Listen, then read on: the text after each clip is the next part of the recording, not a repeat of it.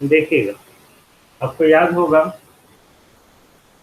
इन parallel RLC circuit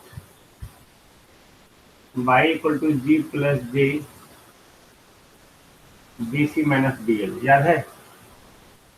B L minus B C, sorry, B C minus B L था ना। B L minus B C या B C minus B L, just tell me please.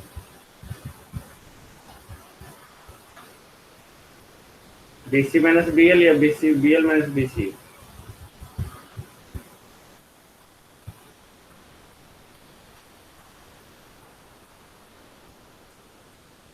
नहीं याद है? हम्म, याद नहीं भाई? किसी को याद नहीं है? B C minus B L है ना, या जी प्लस जे डी लिखते हैं। तो जिस तरह से हम लोग जो है सीरीज रेजोनेंस सर्किट में बात कर रहे थे, उसी तरह हम लोग पैरेलल रेजोनेंस सर्किट में भी बात करेंगे। यानी कि एट रेजोनेंस जो है क्या क्या कंडीशन हो सकता है, वो सारा कंडीशन। पहला कंडीशन, सीरीज में आपको याद होगा इमेजनरी और इमेजनरी पार्ट का जो है एक्सएल इक्वल टू एक्सी था, तो यहाँ पे क्या होगा, B C equal to B L. याद है आपको? उसमें आपका जो है याद होगा Z equal to R plus G X था हमारा, R plus G XL minus XC, XL equal to XC, तो B C equal to B L. फिर आपका याद होगा इसमें एक्स इक्वल टू जीरो, तो इसमें B equal to zero. Clear? इसमें imaginary part of Z equal to zero, तो imaginary part of Y equal to zero. याद है या नहीं याद है भाई? हम्म, जब इमेजनरी पार्ट इसका जीरो हो गया तो eight units Y equal to क्या हो जाएगा, जी, है ना? जब बाई और जी आपका सेम हो गया तो ये आपका जो है वी और आई जो है वो हम दोनों क्या हो जाएगा, सेम फेज में हो जाएगा। जैसे इसमें जो है जेड इक्वल टू आर आने पे जो है वी और आई सेम फेज होता है, तो यहाँ पे वी एंड आई जो है ये भी जो है आपका सेम फेज में होगा। V and I are in same phase. जब सेम फेज में हो जाएगा तो पावर फैक्टर क्या हो जाएगा, पावर फैक्टर जीरो या one, unity power factor one. Very good. तो ये सेम कंडीशंस है, जैसा सीरीज का था वैसा ही आपका पैरेलल का है। I think no problem. जिस तरह से जो है हम लोग इसमें to find the resonance frequency, resonance frequency पाने के लिए एक्स इक्वल टू एक्स करते थे, यहाँ पे B C equal to B L करेंगे at resonance frequency. B C equal to क्या होता है, ओमेगा नॉट सी, और बी एल इक्वल टू क्या होता है, omega naught one by omega not L, है ना? याद है आपको? ओके। या अगर याद नहीं हो तो ये तो याद होगा, बी इक्वल टू होता है one by X, one by X C, one by X L, one by X C, तो यानी कि one by omega not C, और X L equal to omega not L. जब इसको सॉल्व करेंगे तो omega not equal to one by under root L लिख सकते हैं हम लोग।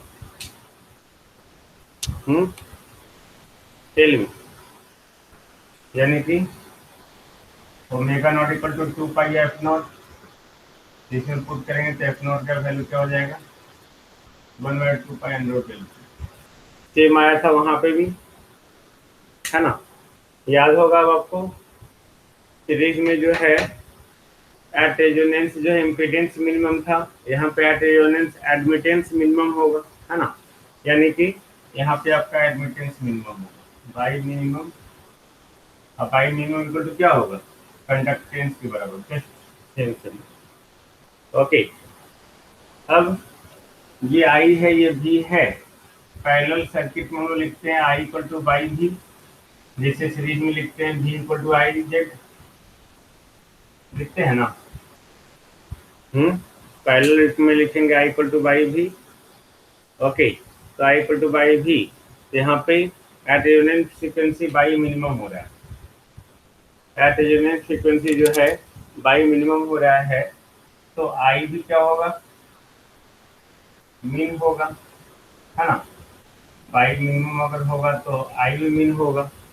ओके, इस मिनिमम वैल्यू का वैल्यू क्या होगा, बाई मीन इक्वल टू जी, यानी कि जी भी होगा इस पे एट रेजोनेंस फ्रीक्वेंसी। क्लियर है? I think no problem. नहीं ना भाई, सेम चीज है ना। जी इक्वल टू 1/r होता है, यहाँ पे v/r हो जाएगा, सेम चीज हम वहां पे आ रहा था। ओके, तो ये अगर आप इसका जो है फिर से फेजर डायग्राम अगर देखेंगे तो ये v/r, v और आई आर सेम फेज में, v से IC जो है लीड करेगा और ये IL लैग करेगा, है ना। ओके, तो ये दोनों आपस में बराबर, क्यों? क्योंकि BL इक्वल टू BC है, तो IR इक्वल टू आई होगा आपका। क्लियर है? ओके, अब इसी में अगर जो है आप क्वालिटी फैक्टर देखेंगे, क्वालिटी फैक्टर, ओके, अगर इसी का क्वालिटी फैक्टर देखेंगे तो मान लेते हैं quality factor corresponding to inductance देखना चाहते हैं, तो वहां पे हम लोग करंट सेम था बट यहाँ वोल्टेज सेम है, तो reactive power by average power, तो फॉर इंडक्टेंस, इंडक्टेंस के लिए रिएक्टिव पावर यहाँ पे क्या हो जाएगा, भी तो सेम है हमारा, तो V² लिख सकते हैं, और एवरेज पावर इसका क्या हो जाएगा, V² आर। पैरेलल में वोल्टेज के टर्म में लिखते हैं पावर, याद रखिएगा, और सीरीज में करंट के टर्म में लिखते हैं, अभी जस्ट हम लोग लिख रहे थे, है ना। ओके, अब इसमें एक एक भी कैंसिल करेंगे, तो V/XL और V/R, तो V/XL यानी कि IL/IR, IR इक्वल टू आई होगा, ये भी आपको दिख रहा है, आई इक्वल टू बाई भी, और ये हमारा IR के बराबर होगा, नहीं होगा, ये IR भी तो आपका सेम है, तो IR इक्वल टू V/R और 1/R इक्वल टू व्हाट, जी, भी होगा ना, जैसे वहां VR होता था, यहाँ पे IL/I होगा। ये क्या बता रहा है, ये बता रहा है करंट मैग्निफिकेशन के बारे में। ऑब्जेक्टिव क्वेश्चन आपसे पूछेगा, ओके, करंट मैग्निफिकेशन सीरीज में होता है या पैरेलल में होता है, देन ये पैरेलल में होता है। ओके, नाउ फिर भी कैंसिल हो गया, तो R/XL, तो R/ω0 L। क्लियर है? फिर R/L, ω0 को हम लोग क्या लिखेंगे, 1/√LC, यानी कि R√C/L लिख सकते हैं, उसमें आया था 1/√LC।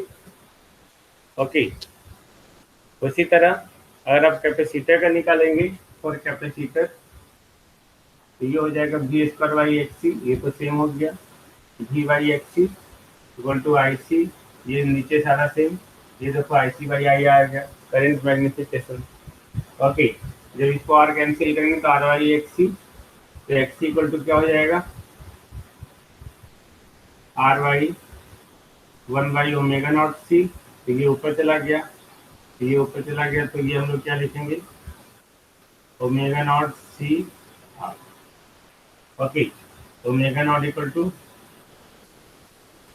1/√LC इंटू CR, तो इसको सॉल्व करेंगे तो आएगा ये R√LC/R।